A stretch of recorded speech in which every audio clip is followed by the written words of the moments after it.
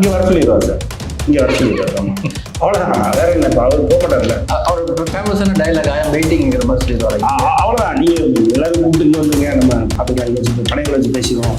ஆஃபீஸில் இருப்பேன், இல்லைனா வீட்டில் இருப்பேன், அங்கே வந்து அப்படிம்பாரு. இல்லை அதுக்கு மேலே அவர் எப்படி டீல் பண்ண போகிறாருன்னு தெரியல சார். அவர் சார் எனக்கு தெரியும் லீஸ்ட் அதுதான் சார். அவர் தான் டிமாண்ட் பண்ணுறதுக்காக திமுகட்ட நான் விஜய்கிட்ட போய் சேர்ந்துருவேன், அதனால நான் கேட்குற சீட்டை கொடுங்கன்றதுக்காண்டி நீங்கள் அதான் இந்த கேஎஸ் அழகிரிக்கும் சர்டிஃபிகேட் என்ன சம்பந்தம், சென்சார் சர்டிஃபிகேட் கேஎஸ் அழகிரிக்கு என்ன சம்பந்தம்?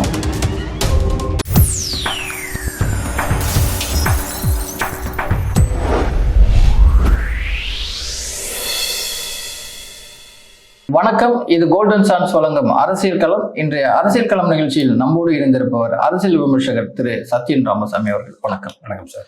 இந்தியாவிலே முதல் முறையாக கொண்டாந்த திட்டம் தான் மடிக்கணினி திட்டம். அது அம்மா முதல்வராக இருக்கும்போது, இன்று திமுக அரசு அந்த திட்டத்தை ஒரு 10 லட்சம் பயனாளிக்கு இன்னைக்கு கொடுத்துருக்காங்க. என்ன ஒரு வித்தியாசம் பார்க்குறோம் அப்படின்னா, அதாவது மாணவர்கள் படிக்கும்போது கொடுக்காம படிச்சு முடிச்சுட்டு போகும்போது கொடுக்கறதுனால என்ன பயன் இருக்கிறதா நினைக்கிறீங்க? இல்லை சார், அதுதான் சும்மா விளம்பரம் ஒன்று. ரெண்டாவது தேர்தல், இந்த ரெண்டும் தான். நீங்கள் ஃபைனல் இயர் ஸ்டூடெண்ட்ஸுக்கு கொடுக்குறாங்க, அதுவே third year second year first year ஸ்டூடெண்ட்ஸுக்குலாம் கிடையாது, பள்ளி மாணவர்களும் கிடையாது. அப்போது இது நோக்கமே தவறானதாக இருக்குது. அதுவும் நீங்கள் போன வருஷம் கொடுக்கல, ஜூன் மாதம் நீங்கள் சொன்ன மாதிரி ஜூன் மாதம் ஆகஸ்ட் மாதம் அந்த இயர் ஸ்டார்ட் ஆகும். இயர் முடியும் போது லாஸ்ட் செமஸ்டர் எழுதி முடிச்சதுக்கப்புறம் வாங்கினா அது எப்படி புரியல. நோக்கமே இல்லாமல் சும்மா விளம்பரத்துக்காக மட்டும் தேர்தலை கருத்தில் கொண்டு கொடுத்துட்டு இருக்காங்க, போட்டுட்டு இருக்காங்க. பசங்க எல்லாருமே என்ன போட்டுருக்காங்க, நாங்கள் இனிமேல் இதை வாங்கி நாங்கள் யூடியூப்ல ரீல்ஸ் பார்க்கலாம், யூடியூப்ல வீடியோஸ் பார்க்கலாம், யூடியூப்ல படங்கள் பார்க்கலாம். இதை முடிச்சுட்டு நாங்கள் வேற இதை வச்சு இது மேலே எதுவுமே பண்ண. ஏன்னா ப்ராஜெக்ட்ஸ்லாம் முடிச்சிட்டோம், எங்கள் செமஸ்டர்ஸ் எல்லாம் முடிஞ்சிருச்சு. இப்போ லேப்டாப்புக்கான நோக்கமே இனிமேல் எங்களுக்கு கிடையாது, தேவையே கிடையாது. வேணா ஒரு அசெட் வீட்டில் வச்சுக்கலாம், தம்பி தங்கச்சின்னு இருந்ததுன்னா கொடுக்கலாம், அவ்வளவுதான். அப்படியே வேற எந்த ரெக்குவயர்மெண்ட்டும் இந்த லேப்டாப் வச்சு எங்களுக்கு இனிமேல் கிடையாது. கொடுக்குறாங்க, வாங்கி வச்சுக்கிறோம் தான் சொல்றாங்க. அதனால மறுபடியும் ஒரு 10,000 கோடி வேஸ்டாக தான் போகுது. ஒரு எப்படி பல லட்சம் கோடியில வேஸ்ட் பண்ணாங்களோ அந்த 5 ஆண்டுகள்ல அதே மாதிரி 10,000 கோடி வேஸ்ட் ஆக போகுது. அதையும் நம்ம பார்த்துட்டு ஏற்றுக்கிட்டு இருக்க வேண்டியது, அவ்வளோ. கரூர் சம்பவத்துக்கு திரு விஜய் அவர்களை சிபிஐ டெல்லி அலுவலகம் விசாரணைக்கு ஆஜராக சொல்லி இங்க வர சொல்லிடுவார் சார். இங்க வர சொல்லிடுவார். அவ்வளவுதான். வேற என்ன, இப்ப அவர் போக மாட்டார்ல. அவர் ஃபேமஸான டைலாக் ஐயம் வெயிட்டிங்கிற மாதிரி சொல்லிடுவாரு. அவ்வளவுதான். நீங்க எல்லாரும் கூப்பிட்டு இங்க வந்துருங்க, நம்ம பாத்துக்கலாம், இங்க வச்சு கடைகளை வச்சு பேசிடுவோம். ஆபீஸ்ல இருப்பேன், இல்லைன்னா வீட்டுல இருப்பேன், அங்க வந்துருங்க அப்படிம்பாரு. தெரியல, அதுக்கு மேல அவரு எப்படி டீல் பண்ண போறாருன்னு தெரியல சார். அவர் சார் எனக்கு தெரியும் least influential person in Tamil cinema அவர் தான் சார். சார் எல்லாரும் நடிக்கிறாங்க, எல்லா நடிகர்களும் அரசியலுக்கு வந்திருக்காங்க சார். இவரும் அரசியலுக்கு வந்திருக்காரு சார். அரசியலுக்கு ஒரு சென்சார் சர்டிபிகேட் கூட வாங்க முடியாத அளவுக்கு ஒரு உச்சத்துல இருக்குன்னு அவரே அவர் கிளைம் பண்ணிட்டு இருக்க நடிகர் இருக்காருன்னா ஒரு சுத்தமா இன்ஃபுளுன்ஸ் இல்லைன்னு அர்த்தம். நீங்க மற்ற பிரச்சனைகள் வரும், தடைகள் வரும். இப்ப இங்க ஒரு எடுத்துக்காட்டு, இங்க ஒரு ஊர் இருக்கும். இப்போ ஒரு நடந்த ஒரு சம்பவத்தை சொல்றேன். 2002 பாபா ரிலீஸ் அப்ப இதே மாதிரி என்னுடைய நினைவு செய்யலாம், வாணியம்பாடி நினைக்கிறேன் சார். அங்க அப்பெல்லாம் ரீல் இல்லையா, இது எடுத்துட்டு வருவாங்க, எடுத்துட்டு ஓடிட்டானு. பாமகல இருந்து ரீல் எடுத்துட்டு ஓடிட்டானு. இது ஒருவன் டார்கெட்டட் அட்டாக் பண்ணலாம். அவன் எடுத்து விட்டானா அவனை தேட்டத்தை வைக்கணும், கண்டுபிடிக்கணும், அவனை கண்டுபிடிச்சு வைக்கிறதுக்குள்ள அங்கே ஒரு ஷோ போயிடும், 2 ஷோ போயிடும். இது நடக்கும். அதே மாதிரி இப்போ மதுரையில் உள்ள மேயர், என்னுடைய நினைவு சரியா இருந்தால் மறுபடியும் மதுரை மீட்டு சுந்தரபாண்டியன் படம் நினைக்கிறேன், ஐயா எம்ஜிஆர் அவருடைய கடைசி படம் நினைக்கிறேன், அதுவா இல்லை உலகம் சுற்று வாழ்வு நினைக்கிறேன். மதுரையினுடைய மேயர் இந்த படம் இந்த ஊர்ல மட்டும் ஓடிடுச்சுன்னா, 72 ஒரு கட்சி ஆரம்பிச்சதுக்கப்புறம் இந்த படம் இந்த ஊர்ல மட்டும் ஓடிடுச்சு அப்படின்னா நான் புடவை கட்டிட்டு சுத்துறேன் அப்படின்னு சொல்லி, இது போன்ற அங்கங்க இருக்கிற கூண்டாஸு இல்ல அட்டாக்கர்ஸ் இது ஒரு செயல்பாடாக நான் எடுத்து செய்யணும்னு அவன் கிரிமினல் புத்தியோட அவன் செஞ்சாங்கன்னா அது வேற, ரைட்டுங்களா? இது ஒரு சாதாரண சிபிஎஃப்சி ஒரு சர்டிபிகேட், இது ஒரு தனி சென்ட்ரல் கவர்மெண்ட்டுடைய ஒரு நிறுவனம், ரைட்டுங்களா? இவர் இத்தனைக்கும் பாஜக பத்தி எதுவுமே பேசல. கம்பேர் டு டிஎம்கே தான் இவருக்கு அடுத்தவங்களுக்கு எங்க போனாலும் டிஎம்கே இது பண்ணுது, அது பண்ணுது, எங்களை இது பண்ணுது, 41 பேர் கொண்டது டிஎம்கே தான், எல்லாம் பேசுறாரு. பாஜகவை எதுவுமே பேசுற, எதுவும் விமர்சனம் பண்ணல. குறிப்பா நீங்க பாஜகவுடைய தலைவர் விஜய் விமர்சனம் பண்றாங்களா, தொடவே மாட்டேன், தொட்டு கூட பார்க்க மாட்டாங்க. இவர்கள் மேல யாராவது விமர்சனம் பண்ணா மட்டும் திருப்பி பண்றாங்க. ஒரு எடுத்துக்காட்டுக்கு இந்த ஐஆர்எஸ் ஒருத்தர் இருக்காரு, இந்த படத்துல கூட எப்படி வர்றாரு ட்ரெயிலர்ல, அவரு அண்ணாமலை பார்த்து ஏதோ சொன்னதுக்கு அண்ணாமலை திருப்பி ஆமா நான் நாய் தான், ஆனா கண்டவனுக்கு அடிமையா இருக்க நாய் கிடையாது, மக்களுக்கு அடிமையா இருக்க நாய் அப்படின்னு சொல்லிட்டு போயிட்டாரு. அப்போ யாருமே விமர்சனம் பண்றாங்க. விஜயும் குறிப்பா பாஜகவுடைய தலைவர்கள் பேரை சொல்லி அதை சொல்லி இதை சொல்லி ரொம்ப ஒரு ஆழமான விமர்சனம் திமுக அளவு வைக்கிறான்னு வைக்கல. ஆனாலும் போய் அங்க சர்டிபிகேட் கொடுக்க முடியாம சார் டிஎம்கேவினுடைய அஜெண்டா, டிஎம்கேவினுடைய முன்னாள் முதல்வருடைய முன்னாள் தலைவருடைய ஒரு மிக முக்கியமான படத்தினுடைய பெயர் டிஎம்கே காலகட்டத்தில் உள்ள அண்ணாவை காட்டுறாங்க, கலைஞரை காட்டுறாங்க. ஆனா அப்படி படத்துக்கு போய் சர்டிபிகேட் நீட்டே வாங்கிட்டு வந்தாங்க, முடிஞ்சது. இத்தனைக்கு இவர் துப்பாக்கியை கொடுத்தாரு, அவர் வாங்கினாரு, துப்பாக்கியை வாங்கினது சர்டிபிகேட் வாங்கிட்டு வந்துட்டாரு. இவர் துப்பாக்கி கொடுத்தது சர்டிபிகேட் இல்லாம இருக்காரு. எவ்வளவு மோசம் நீங்க ஒண்ணு இல்லை சார். இவர் இப்ப நடிக்க வந்திருக்காரு. ஐயோ நாங்க அரசியல் வந்தனால அதெல்லாம் நடக்குது. 2011 இருந்தே அந்தந்த ஆட்சியாளர்கள் இவரை கையை கட்டி இவருடைய படத்துக்காக இவரை தொங்க விட்டது வரலாறு சார். அப்ப இப்ப அரசியலுக்கு வந்திருக்கீங்க, அப்ப எதுக்கு அதை பண்ணாங்க? திரு இபிஎஸ் கூட சொல்லியிருக்காரு, என்கிட்ட வந்தாங்க அப்படின்னு கூட. மெர்சல் படத்துல போனாங்க சார். சார் மாஸ்டர்னு ஒரு படம், விஜயனுடைய மாமா, சொந்த மாமா ஜெய்வேர் பிட்டோன்னு, மாலை மலர்ல ஒரு பக்கத்துல எடப்பாடியார் நன்றி சொன்னாங்க தெரியுமா? மாலை மலர்ல மாஸ்டர் ரிலீஸ் பண்ணதுக்காக ஒரு பக்கத்துல எடப்பாடியார் நன்றி சொன்னாங்க.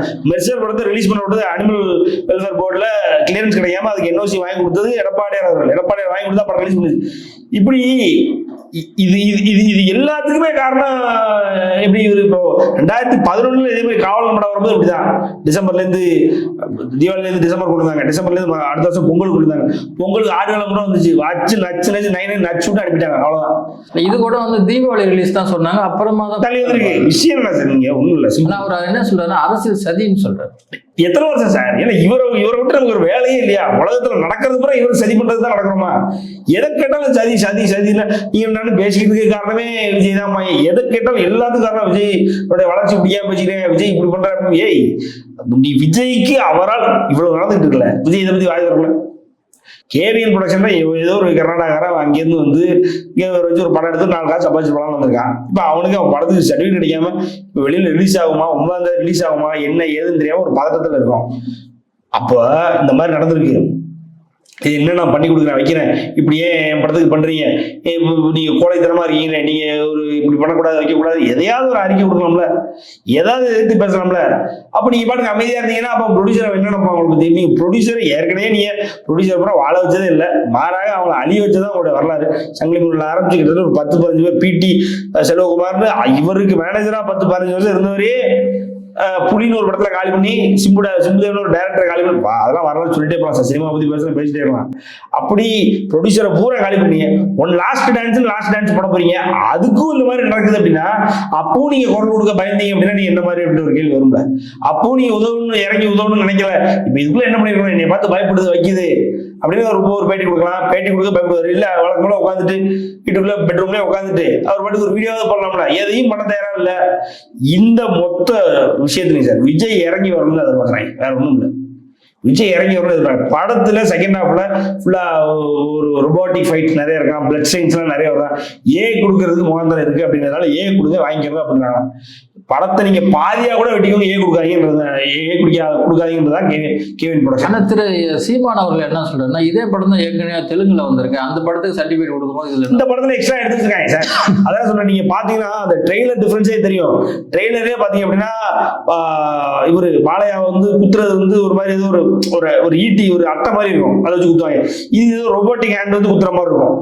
வெப்சைட்ஸ் நிறைய இருக்கான் உண்மையிலே. அதனாலதான் வந்து படத்தை எடுத்துக்கோங்க, சர்டிபிகேட் எடுத்துக்கோங்க அப்படின்னு கேட்கும்போது சர்டிபிகேட்லாம் எடுத்துக்க முடியாது. ஏன்னா இவங்க பூரா என்ன 2 வயசு 3 வயசுல ஆரம்பிச்சு 15-16 வயசுல அதிகப்படியா விஜய்க்கு ரசிகர்களே இருக்காங்க. அவங்க தான் ஓட்டு போட போறோம்னு சொல்லிட்டு இருக்காங்க. அப்ப அப்படிங்கும் பொழுது அவங்க இல்லாம விஜயால ஒரு படத்தை எல்லாம் ரிலீஸ் பண்ணி சம்பாதிக்கிற அளவுக்கு விஜய்க்கு இப்ப ரஜினி கூலின்னு ஒரு படம் மிகப்பெரிய ஐபிஎல் வந்த படம், படம் தான் எனக்கு தெரிய இந்தியாவிலே இல்லை, எனக்கு தெரியல உண்மைதான், இந்தியாவிலே படத்தை வச்சு 400 கோடி சம்பாதிச்சாருன்னா அது சூப்பர் ஸ்டார் ரஜினிகாந்த் மட்டும் தான். ஷாருக்கான் பண்ணதுல இப்ப இந்த சொல்லிட்டு இருக்காங்களே பிரபாஸ், அல்லு அர்ஜுன், கேஜிஎஃப், எஸ்சி எவனும் பண்ணதுல படத்தை வச்சு 400 கோடி சம்பாதிச்ச ஒரே நடிகர் சூப்பர் ஸ்டார் ரஜினிகாந்த் தான். இவர் அதை பண்ணுவாரானா வாய்ப்பே இல்லை. அந்த ரிஸ்க் எல்லாம் எடுக்கவே மாட்டாங்க. போறாங்க. அப்ப அப்படிங்கும் பொழுது யூஏ கிடைக்கணும், அதுக்கு நீங்க எவ்வளவு வேணாலும் கட் பண்ணிக்கோங்க அப்படின்றாங்க. இதுதான் பிரச்சனை. இந்த பிரச்சனையை சுமூகமா சால்வ் பண்ணி ஏதோ ஒன்று பண்ணி பேசி முடிக்கலாம். அந்த அளவுக்கு இவருக்கு ஆள் பழக்கம் கிடையாது. இவருக்கு யாரை தெரியும்? ஒன்றும் இல்லை, ஒன் லாஸ்ட் டான்ஸ் மலேசியால போய் ஆனாங்க. இவருக்கு கடைசி படம் ஒரு திரையில போய் திரண்டு போய் ஒரு வாழ்த்து தெரிவிக்கணும், ஏதாவது எவன் போனான், எவன் போனான் பேமெண்ட் வாங்குறதுக்காக பாட்டு கச்சேரி பண்றவங்க புறம் போனான் ஒரு சைட்ல. கரெக்டா? இவரோட கடைசி 3 படத்தை எடுத்து 3 டைரக்டர் போனாங்க. இதை தவிர வேற யாரும் சார் போனான்? அந்த பேமெண்ட் அந்த குரூப் போட்டுருக்கேன். இவருடைய கடைசி 3 படத்தினுடைய டைரக்டர், இதை தவிர வேற எவனுமே போல. இவர் என்ன 33 வருஷமா சாதிச்சு தமிழ்நாட்டுக்காக ரத்தம் சிந்தினாருன்னு எப்படி இன்ஃபுளுன்ஸ்லாம் மனுஷன் எவனையும் வளர்த்துள்ள இவரும் வளரல. அவ்வளவுதான், இதுதான் உண்மை. அதனால வந்து இப்போ உங்களுக்கு தெரிஞ்சவர் அங்க ஒருத்தர் இருந்தாரு. இப்போ சூப்பர் ஸ்டார் ரஜினிகாந்தனுடைய ஒரு படத்தை இந்த மாதிரி நிறுத்த முடியுமா? தல அஜித்தினுடைய படத்தை இந்த மாதிரி நிறுத்த முடியுமா? ஒரு படம் நின்றுருக்கா? ஒரு படத்துக்கு இதே மாதிரி ரிலீஸ்க்கு முன்னாடி சர்டிஃபிகேட் கொடுக்க மாட்டாங்க, ஏதாவது பண்ண முடியவே முடியாது. வாய்ப்பில் அவங்களாம் டச் பண்ண என்ன ஆகுன்றது தெரியும், தேவையில்லாத பேக்லாஷ் ஆகுன்றது அரசாங்கத்துக்கு தெரியும். ஆனா இவரை இப்ப இல்ல வகை வகையா வழி வழியா அடிச்சுட்டு தான் வராங்க. அதுல அதோட நீட்சி தான். இது ஏதோ அரசியலுக்கு வந்ததுனால பண்ணல, ரொம்ப நாளா அப்படி அடிச்சுட்டாங்க. ஆனால் வந்து இந்தியாவினுடைய எதிர்கட்சி தலைவர் திரு ராகுல் காந்தியோடைய அரசியல் ஸ்ட்ராட்டஜியோடைய ஆலோசகர் வந்து பிரவீன் சக்கரவர்த்தி என்ன சொல்றாரு அப்படின்னா, விஜய் மிகப்பெரிய அரசியல் சக்தி அப்படின்னு அன்னைக்கு ஒரு பேட்டி கொடுத்தாரு. அதுதான் சார், அவர்தான் டிமாண்ட் பண்றதுக்காக திமுக நான் விஜய்கிட்ட போய் சேர்ந்துருவேன், அதனால நான் கேட்கிற சீட்டை கொடுங்கன்றதுக்காண்டி இன்னைக்கு ஆஹா அதான் கேஎஸ் அழகிரிக்கும் சர்டிபிகேட் என்ன சம்பந்தம்? சென்சார் சர்டிபிகேட் கேஎஸ் அழகிரி என்ன சம்பந்தம்? அவர் இன்னைக்கு பேசுறாருல, மாஸ்டருக்கு பேசினாரு அவரு.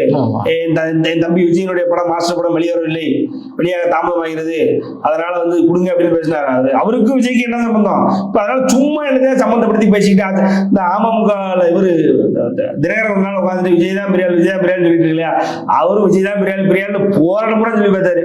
சரி, எடப்பாடி பயந்து என்னத்தையாவது பண்ணிடுறாரு பார்த்தா சீண்ட கூட இல்லை எடப்பாடியார். அதான் உண்மை. அதனால நீங்க அமைதியாயிட்ட, நீ பேசவே இல்லை, நீ பேசுறதே இல்லையே. அன்னைக்கு ஜெயஸ்ரீ பிரபாகர் தாவைக்கல பேசுறது, தாவைக்கா துண்டை போட்டு ஒரு சென்டென்ஸ் சொல்றாரு, நாங்க திருப்பி வரோம் அப்படின்னு காலில் கூட விழுந்து பார்த்துட்டோம், எங்களை சேர்க்க மாட்டேன்றாங்க அப்படின்னு அதிமுக, அதனாலதான் நான் தாவைக்கல போய் சேர்றேன். அப்போ எடப்பாடி எவ்வளவு ஸ்ட்ராங்கா இருக்காரு, நீ எவனை வேணா இருக்காரு. ஸோ அதனால வந்து இதெல்லாம் வந்து சும்மா அப்படியே போட்டு வாங்குறது, போட்டு பாக்குறது. திமுக மடிஞ்சிடும், ஆனா அதிமுக முடியாது. விஜய் பெரியாள் நான் விஜய்கிட்ட போய் சேர்ந்துருவேன், என்னை சீக்கிரம் சேர்த்துக்கோ அப்படின்னு திமுக நீ சொன்னேன்னா திமுக சரி அப்போ வா நீ என்ன கேட்கறன்னு கொடுக்குறேன்னு கொடுத்துரும். அதிமுக கொடுக்காது, எடப்பாடியார் கொடுக்க மாட்டார். ஸ்டாலின் வேற எடப்பாடியார். ஸ்டாலின் வந்து நீ ஜெயிச்சே ஆகுன்றது அவருக்கு ஒரு தேவை. ஆனா அதிமுகவினுடைய ஆட்சி வரணும், அதிமுகவினுடைய பழைய நினைவுகளை மறுபடியும் மக்கள் மனசுல கொண்டு போகணும், அதிமுகவினுடைய வளர்ச்சியை இன்னும் வந்து பெருசாக்கணும் அப்படின்ற ஒரு நோக்கத்தின் பலன் இருக்காரு. அவருடைய வளர்ச்சியுடைய நோக்கத்தின் பலன் எடப்பாடியார். அதுதான் இவங்களுக்கு உத்தேசம். ஆமா, திரு ஸ்டாலின் அவர்கள் என்ன சொல்றாருன்னா, தமிழ்நாட்டை வந்து நாம் ஆள வேண்டுமா அல்லது டெல்லி ஆள வேண்டுமா அப்படின்னு சொல்றாரு. இப்போ அதிமுக ஜெயிச்சா கூட வந்து பிஜேபி தான் வந்து ஆட்சி செய்யும் அப்படிங்கிற ஒரு குற்றச்சாட்டு வைக்கிறார். இல்ல, இப்போ ஏறக்குறைய ஒன்றும் இல்லை சார், சிம்பிள். 2004 2014 வரைக்கும் இவங்க கூட்டணியில் இருந்தாங்க, காங்கிரஸோடைய கூட்டணியில் இருந்தாங்க. அப்போ இதெல்லாம் அப்போ யார் ஆண்டா நம்மள? அப்ப அதே மாதிரிதான் சார் இப்ப நாளைக்கு எடப்பாடியாரும் ஜெயிச்சு வரப்போறாரு அப்படின்றது ஸ்டாலின் தெரிஞ்சிச்சு, அதனால இந்த கேள்வி எல்லாம் கேட்கிறாரு. அப்போ அதே மாதிரி நீங்க 2004 2014 வரைக்கும் உங்க ஐயா இங்க எப்படி சிஎம், அதாவது 2004 இல்ல 2006 2011 வரைக்கும் உங்க ஐயா இங்க எப்படி சிஎம் இருந்தாரோ அதே மாதிரி அங்க மத்தியில எப்படி காங்கிரஸ் வந்து தலைமையில இருந்ததோ அதே மாதிரி இங்க சிஎம் இருக்க போற எடப்பாடியாரும் மத்தியில காங்கிரஸ் சரி பாஜக தலைமையில இருக்கும்போது அவ்வளவுதான். என்ன பெருசா நீங்க காங்கிரஸ் கூட, அதாவது நீங்க யாரு உள்ள வரக்கூடாது, யாரு தமிழ்நாட்டுக்கு அழிவுன்னு பேசுன யாரை வச்சு இல்ல யாரை உடைச்சு நீங்க உள்ள வந்தீங்க 1967 காங்கிரஸ், அந்த காங்கிரஸ் இங்க வந்து அவங்க கூட கூட்டணி வச்சு நீங்க தமிழ்நாடு ஆளலாமா? அதே மாதிரி இது எதுக்குமே சம்பந்தம் இல்லாத பாஜக கூட அதிமுக கூட கூட்டணி வச்சு அவங்களுக்கு இந்த பிரச்சனைன்ற ஒரு கேள்வி வருது. இது ரொம்ப நாளா அவங்க திமுக பேசி இதை கொஞ்ச நாளா கிளிக் பண்ணாங்க. இப்பெல்லாம் இது வழக்கொழிஞ்சு போன ஒரு விஷயம் சார். இதெல்லாம் இப்பெல்லாம் வந்து நல்ல இந்த டிஸ்கஷனே இப்பெல்லாம் கிடையாது சார். ஆமா, இன்று டெல்லி செல்லும் திரு இபிஎஸ் அவர்கள் என்ன ஸ்பெஷலான ஒரு செய்தியை வந்து கொடுக்க போறார் கட்சியினருக்கு? சார், அதாவது இன்னைக்கு தான் வந்து இது முழுமை பெறும் அப்படின்னு நினைக்கிறேன் சார். நீங்க அப்ப கேட்டீங்களா, அந்த கேள்விக்கான எனக்கு தெரிஞ்ச ஒரு தகவல் என்னன்னா, அன்னைக்கு வந்து அந்த ஃபங்க்ஷனையும் அட்டன் பண்ணிட்டு இவருடைய டிமாண்டை வச்சுட்டு போயிட்டாரு. இப்போ இந்த டிமாண்ட்ல எது முடியும் முடியாதுன்றதை ஃபைனல் பண்ணிட்டு ஏறக்குறைய எடப்பாடியார் அவர்கள் பேச போறார். எடப்பாடியார் அவர்கள் பேசி முடிச்சுட்டு, எனக்கு தெரியும் அதிமுக பாஜகவினுடைய தொகுதி பங்கீடு தொகுதி தான், பாஜகவினுடைய தொகுதியும் வேட்பாளர்களும் தான் எனக்கு தெரியும் தமிழக இந்த 2026 அரசியல் களத்துல முதலாக வெளியில வரும்னு நினைக்கிறேன். கொஞ்சம், அதாவது பொங்கலுக்கு முன்னாடியே வெளியில வருதுன்னு நினைக்கிறேன் சார். ஏறக்குறைய பாஜகவினுடைய வேட்பாளர் ஒருவர் வந்து பொங்கலுக்கே தன்னுடைய தொகுதியினுடைய மக்களுக்கு ஏதாவது கொடுக்கணும் வைக்கணும், அன்பு பரிசீலிப்பு அதுன்னு கொடுக்கணும் வைக்கணும், ஏன்னா நாளைக்கு கொடுக்க முடியாது இல்லையா. ஸோ அதற்கு முன்னாடியே கொடுத்து அவங்களை கவர் பண்றதுக்கான வேலைகள்ல பாஜக இறங்குவதற்கான வாய்ப்புகள் இருக்கு. பாஜகவுடைய வேட்பாளரோட லிஸ்ட் பொங்கலுக்கு முன்னாடி வந்துடும் நினைக்கிறேன். நன்றி.